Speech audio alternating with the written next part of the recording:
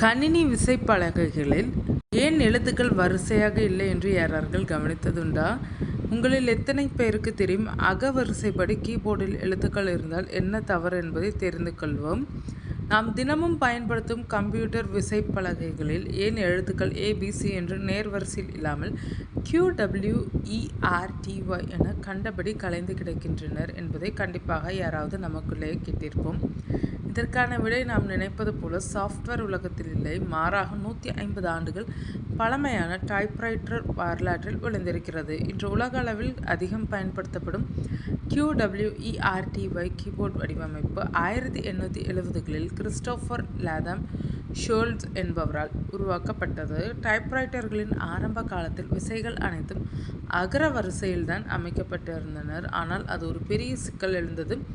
வேக வேகமாக டைப் செய்யும் போது அடுத்தடுத்து வரும் எழுத்துக்களின் இயந்திர கைகள் ஒன்றுடன் ஒன்று மோதி சிக்கிக்கொள்ள தொடங்கினர். இயந்திர கைகள் சிக்கிக்கொள்வதை தடுக்க கிறிஸ்டோபர் ஷோல்ட்ஸ் அவரது சக ஊழியர் கார்லோஸ் கிளிடன் மற்றும் கல்வியாளர் ஆமோஸ் டென்ஸ்மோர் ஆகியோருடன் கைகோர்த்தார். அவர்கள் ஒரு தந்திரத்தை கையாண்டனர்.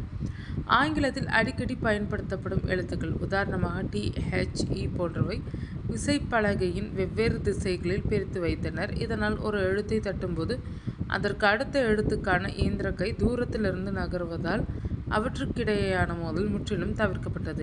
இப்படி உருவானதுதான் QWERTY வடிவமைப்பு. இது 1878 காப்புரிமையும் பெற்றது. ரெமிங்டன் நம்பர் 2 என்ற வணிக ரீதியான முதல் வெற்றிகரமான டைப்ரைட்டரில் இந்த முறை பயன்படுத்தப்பட்டதால் இது உலகளாவிய தரநிலையாக மாறியது. கம்ப்யூட்டர்கள் வந்த பிறகு இயந்திர கைகள் மோதும் சிக்கல் தீர்ந்து விட்டதே, அப்புறம் ஏன் இந்த பழைய முறையை தொடர வேண்டும்? காரணம் ஒன்றுதான், பழக்க வழக்கம்.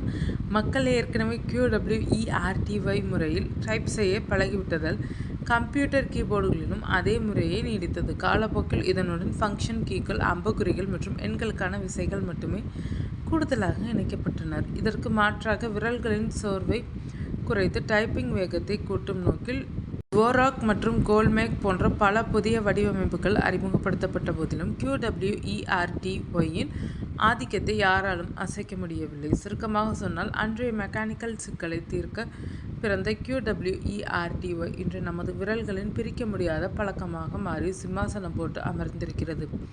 இந்த கீபோர்டில் A to Z, 0 to 9 special கேரக்டர்கள் என சொல்லப்படும் $, உள்ளிட்டவை இருக்கும். அதுபோல் F1 முதல் F12 வரை பட்டன்கள் இருக்கும்.